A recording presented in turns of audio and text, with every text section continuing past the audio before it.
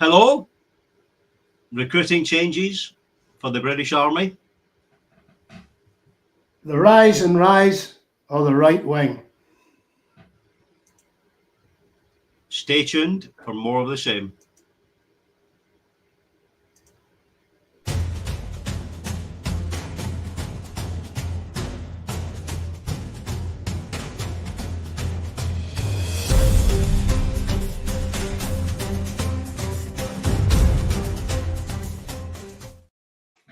Good evening, fine folks. My name is Cliff Purvis, former British Army corporal.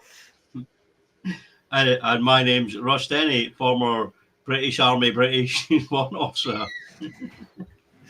Yes, ladies and gentlemen, you have not seen the last half hour of me trying to get communications working at my end. That's horrendous. I'm getting sniped from my co-presenter tonight about my inability at IT. Right, welcome. I was going to say welcome everyone to this 33rd episode of the Recce Report. And they didn't give us a week, Russ. I know. So I need a raise. So good afternoon, everyone, or if you're watching this in catch up, good morning, good evening. Yes. What's been going on, Cliff? How have you been, mate, since we last month? I've sprouted our banality to the world. Yeah, I've just been living the dream, mate. Living the dream, trying to avoid reading too much into what's happening across the pond, because that could literally take over the show. Absolutely, and we will get to that. Yeah, but just keeping an eye on what's happening, and trying to keep my head above water and trying to avoid falling out with my better half. What about yourself? What have you been up to? Just working away, mate. I don't know where the time goes. We do this once a month, and it seems to be like every week for me. The time just flies by; it just never stops. So some interesting developments. I mentioned this before. I was reading in the paper the other day that Capita, who currently handle the recruiting for the armed forces, or Crapita as it has been nicknamed by the lads, has lost the contract moving forward. Yeah, that would normally signal some much happiness amongst people. Unfortunately, the crowd that have won the contract, I believe you're saying it's Serco, yeah. There was a hope. There was a hope that they would introduce some actual serving members into the recruitment process. Now, I'm not suggesting that we go back to the way it used to be, where you had the recruiting offices on the main street. People would go in and you'd have the sergeant who was going to promise you sunshine and rainbows if you just signed the dotted line. But yeah, it's all going to be about, KPRs and, hitting targets and all that sort of crap. And Serco have got history in mucking up test and trace, prison service and all these other sort of things. So we'll need to... we'll need to keep an eye on it. It's going to Hashbury saying that it was mentioned in Westminster today. Yeah, but the trouble is, even with the mentions in Westminster, it's not going to change it. Those able to make the decisions or to alter decisions have already decided, and I'd be interested to find out, and probably I should have done this last night. I'd be interested to find out who's actually in and about Serco these days. What former ministers are in there. Yeah. I'm not saying that UK politics is a corrupt thing, but corruption and UK politics just seems to lie in bed together. Hashby saying they are going to be responsible for all three services. You're right. It's going to be armed forces recruitment. Yeah. So they're the ones that are going to be, and they've got joint. I know certainly in Glasgow there's still a recruitment centre, isn't there? But it's a joint recruitment centre now, isn't it? They went that way eventually. I can still remember the one in Inverness, which was Tri-Service. The portable caravan thing we had up in Wick, I joined up in. But it was just it was a Queen's Own Highlander recruiting sergeant. And funnily enough, you joined the Queen's Own Highlanders. There's a spooky thing, yes. Again, I was promised sunshine, and I did get it. I went to Hong Kong. Yeah. Trouble is, I went to Hong Kong via South Armagh, which they didn't mention. They couldn't go back to the cap badges recruiting in local areas and stuff like that because they simply don't have the depth. It's not big enough now. We still have, although they still manage to maintain 3 battalions of parachute regiment, although technically one power is now SFSG, but it's still one power, isn't it? For you that don't know, SFSG is Special Forces Support Group, and First Battalion Parachute Regiment has always lent towards that side of things, leaving 2 and 3 para to do their airborne assault role. Again, the reason why they still are able to keep 3 battalions or paratroopers is because the way the UK government is focusing on maintaining the military. It's all distilled down to Special Forces Support Group, the shock troops, and being the paratroopers and the Royal Marine Commandos, and obviously the reconnaissance regiment as well. One Scots part of one of the battalions and the reconnaissance regiment, which means anybody recruited from the Royal Regiment of Scotland that's got the slightest bit of ambition or drive is going to want to have a crack at that. So that's going to take away our skilled future leaders away from the standard infantry battalions, because they're all being pushed towards the Tier 1, Tier 2 Special Forces type organisation. So that takes a huge chunk out of the budget, and then of course the Navy's got their problem with that damn relics that are sitting in Faslane, rusting away there and struggling to maintain the always at sea deterrent. That's not me breaching any security codes by mentioning that, because it's all out there in the public domain how poor our submarine fleet is being maintained. Then they've got the 2 big targets, the aircraft carriers and the RAF. Again, their state-of-the-art fighters are chewing into the budget. And then on top of all that, of course, you have got the very, very poor procurement ability of the Ministry of Defence. About the only one they have got right procurement-wise has been the Ajax fighting vehicle. Now, that had problems. We've talked about the problems on this programme and other means as well. But the contract they had, I think it was with General Dynamics, the contract is with, was actually tilted towards the MOD. It was like, if you cannot produce these vehicles working on the time saying, then we're not going to pay you more. It's up to you guys to get the problem sorted out. So that's about the only procurement contract I've heard in many, many years that's actually worked out for the MOD. Everything else has been abject failure, in my humble opinion. There's, it's the lowest bidder, mate, isn't it? I've been reading that they're talking about replacing the SA-80, sorry, the rifle 5.56 as it's now commonly known.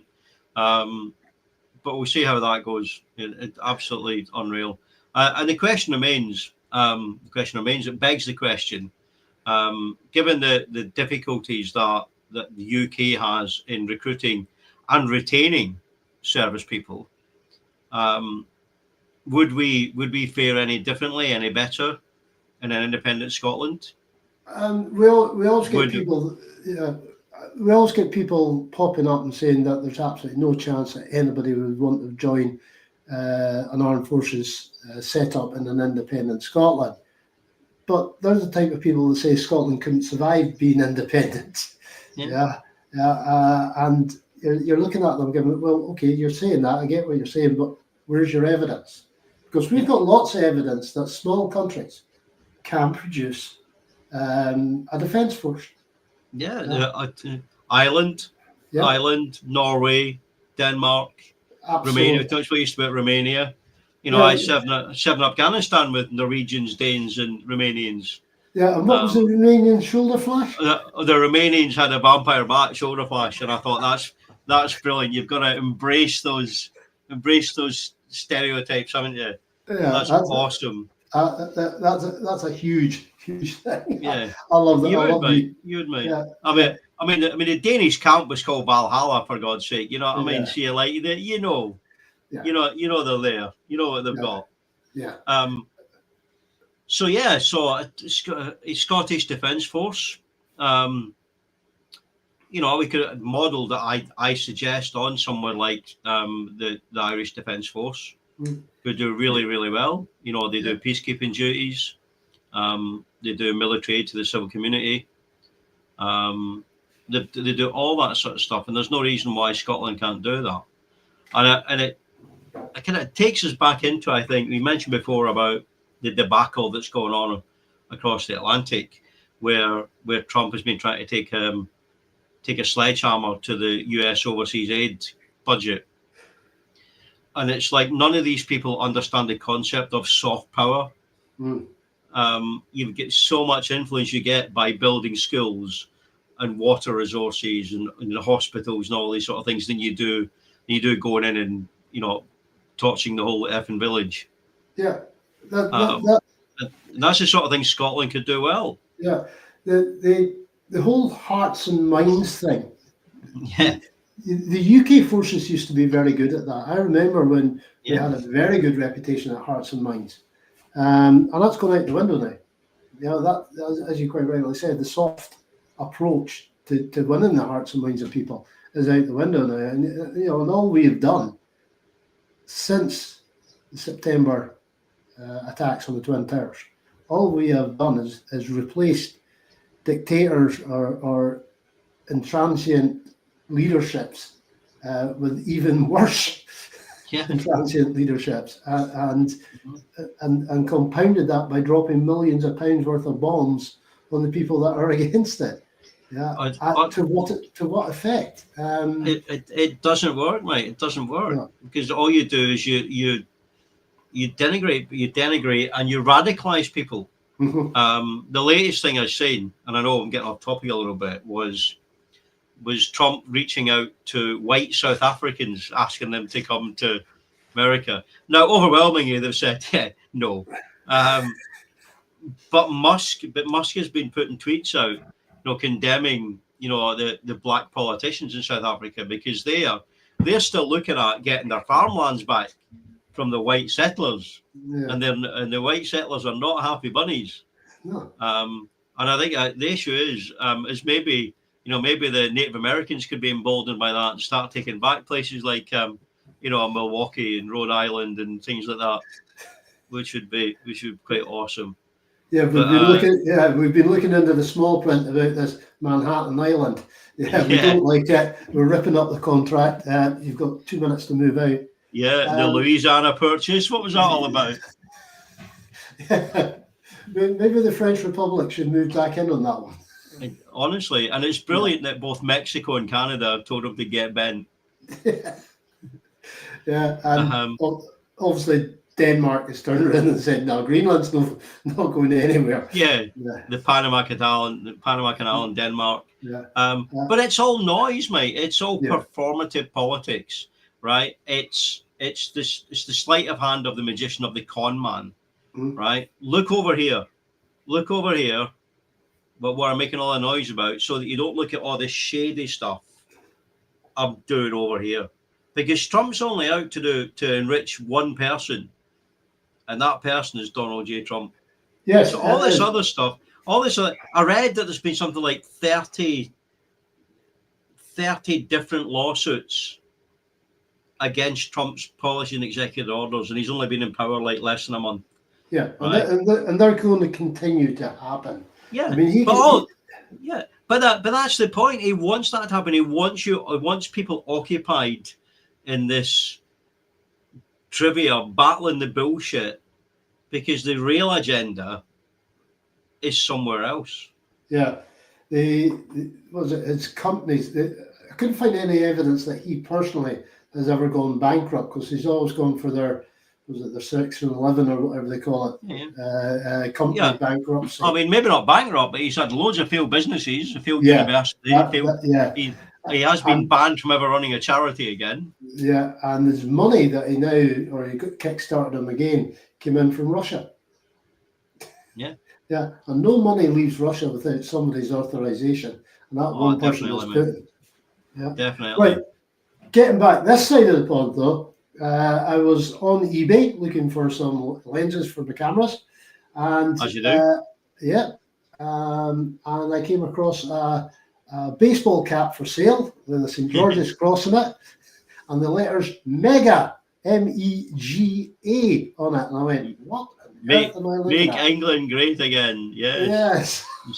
Save our heritage. Yeah, and I'm looking at it. So I did a little bit of research on this. Apparently, it's some guy working at Clacton-on-Sea that started it. And he also with his name Nigel. His name Figel Naraj.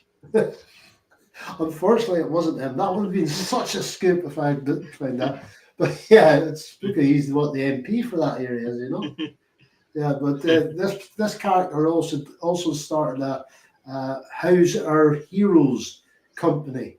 Now, Make England Great Again and House Our Heroes sounds very, very much like a cover story for the neo-Nazis.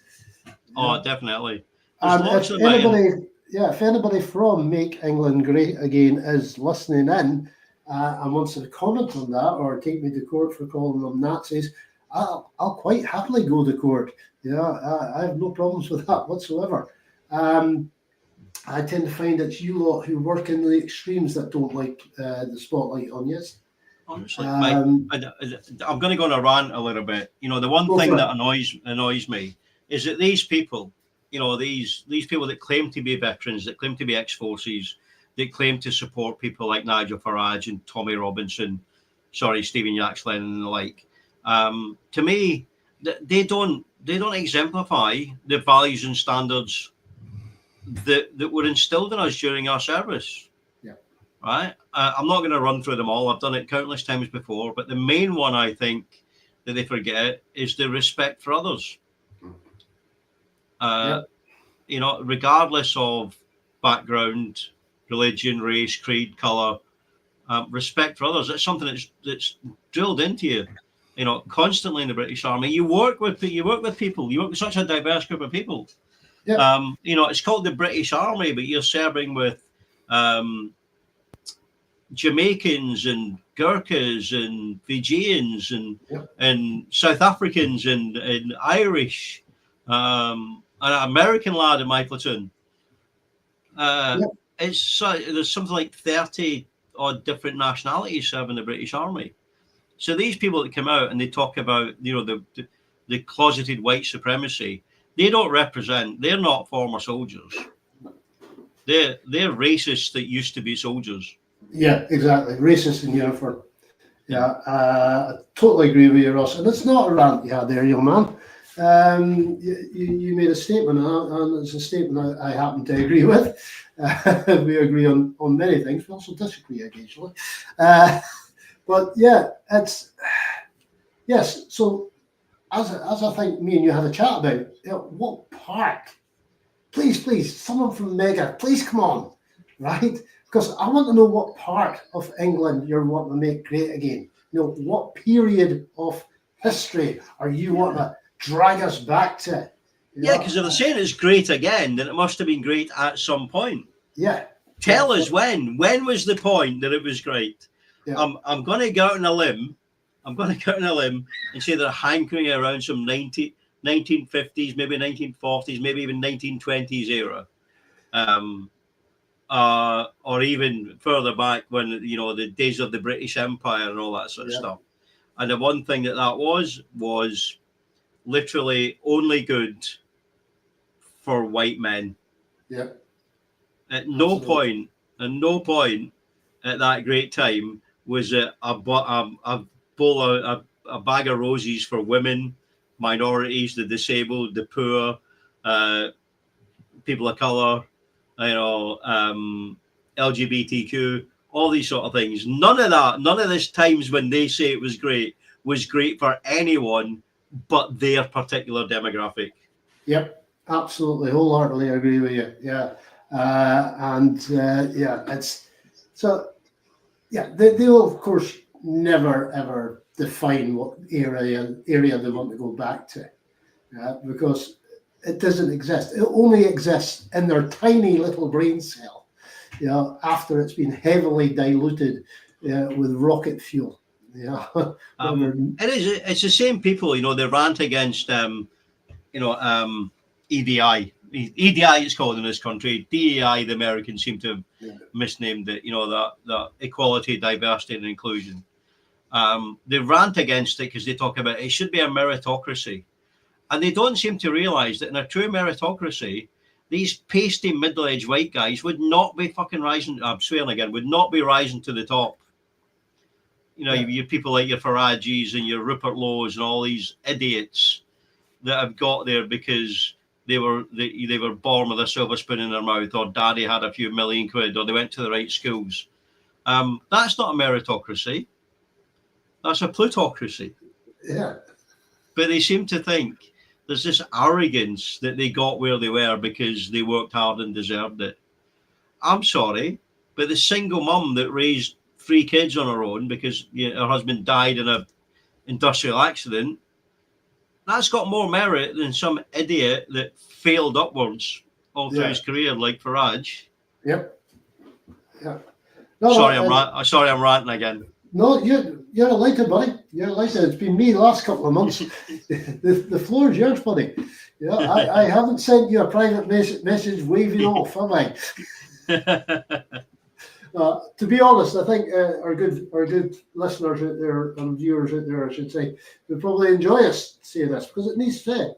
It needs to be said. We don't have a press that says this. As far as I can work out, the press are right behind. Behind the rise of Farage. It's pretty scary that in one they're facilitating it. Yeah. You're facilitating it. These reform MPs are still on question time every other week, despite having been like the smallest party. They're all on there, and the merest utterance is given airtime. Yeah. And I said this before, not about UK, but I said about America. With the advent of Trump, is that all these big news organizations, should just refuse to go to the press briefings now. Yeah. Because they know they're going to be fed. What's the point of going if you know you're going to be lied to? Yeah. It's we've got to go because somebody else will cover it. Well, if you all don't go, no one covers it. You stifle them. They're sitting there in a very tight vacuum, using up all available oxygen, and they will wither. I seen a statement the other day, mate. It was Sinn Féin in Northern Ireland said the treatment of the SNP at Westminster shows you why we don't take our seats there. Yeah, and that's all too easy to agree with. Yeah, especially when the Labour or when the Speaker usurped the SNP question. Yeah, you're just sitting there going, why bother? But then again, of course, we've got the opposition party in Scotland belittling Scottish politics. I mean, Tory party are just sitting in Holyrood sniping at the mundane. With the world going to hell in a handcart, they're worried about a ferry incident. Okay, the ferry incident, not the greatest thing the SNP's ever done, but it's done. Yeah, move on. It's minor petty politics. I was saying this to you the other day. There's so much going on in the world, right? We're effectively, and I'm trying not to be hyperbolic about this, but we are knocking on the door of, if not World War III, at least a global change, paradigm shift, if you will. Mm-hmm. Right? There's so much going on, and the Tories at Holyrood are being so parochial that they're still banging on about this petty stuff. Yeah. Just to get like a gotcha moment. Yeah. To get this soundbite for social media or to go on the news, and it means nothing. It's performative politics. Yeah. And we need to start calling it out. We need to say, look, no, shut up. Yeah. we have got, talking of Holyrood, we have got, hang on, where's my calculator? Here we go. We have now got, folks, roughly 451 days before the polls open on But who's counting? Yeah. On Thursday, May the 7th, 2026. That's the next Holyrood elections. We've got to get out there, folks. We've got to start convincing people that they got to get mobilised. Yeah, they have to start voting for independent supporting parties. If the SNP don't do well at the Holyrood elections, this is my opinion, because they got trounced at Westminster. I don't think that was an SNP. I think it's partly an SNP issue. I think it was more people's desperation to get rid of the Tories, to be honest. But if the SNP don't do well, don't get returned at Holyrood, I think independence is going to be off the table for at least another 10 years. Yeah, I totally agree with you on that one, buddy. So we need that independent supporting government returned to Holyrood. Yeah. No ifs, ands, buts about it. Let's put the pettiness aside. Let's put our divisions that have been wedged in there by various subversive groups that have joined us on social media. And it is through social media, because that's the only access we have to talk to each other. Yeah. It's the only time we ever get a true reflection of how the voters in Scotland feel is by the various groups on social media. And unfortunately, we have got the people like Musk, we have got Putin's Armada. They're all interfering with the free running of politics in the Western Hemisphere. Yeah. And if anybody doesn't believe that, then please, where the hell have you been for the past 3 or 4 years? Absolutely. And remember, Labour and the Tories don't care about Holyrood.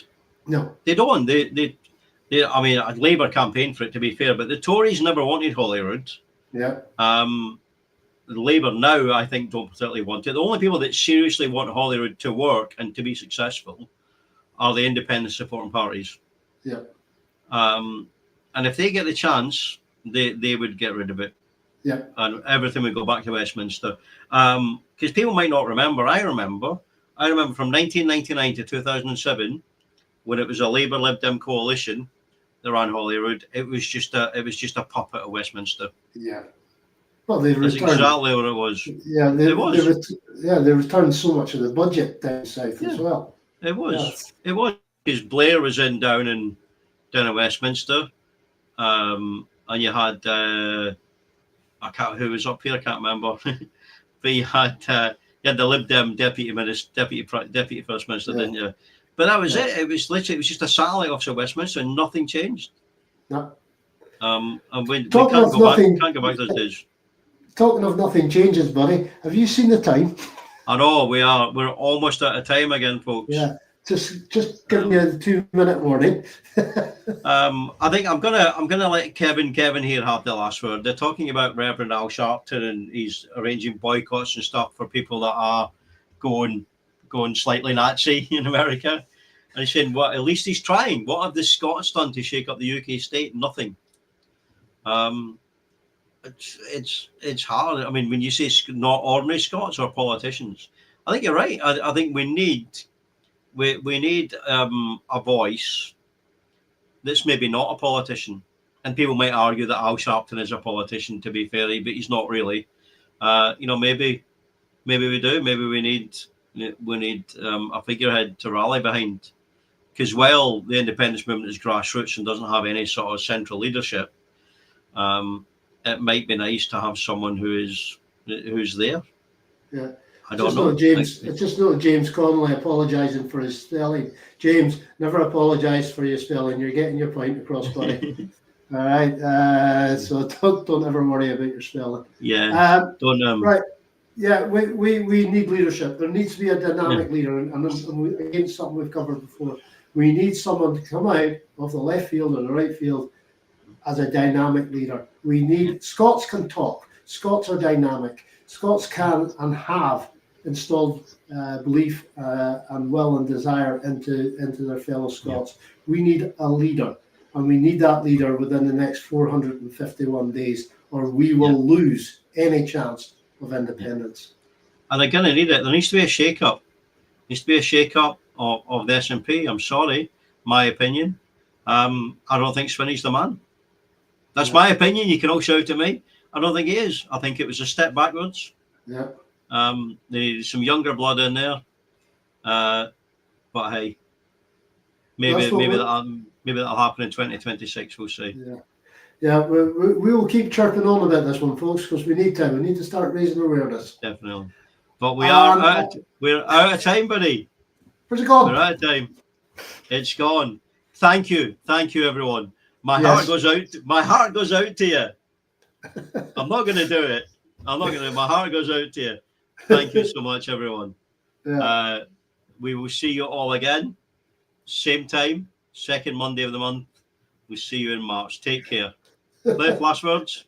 Yeah, remember, folks, our future is bright, can be bright, and will be bright because independence is definitely so right. Okay, folks, thanks for tuning in. Cheers. Take care. Bye, everyone.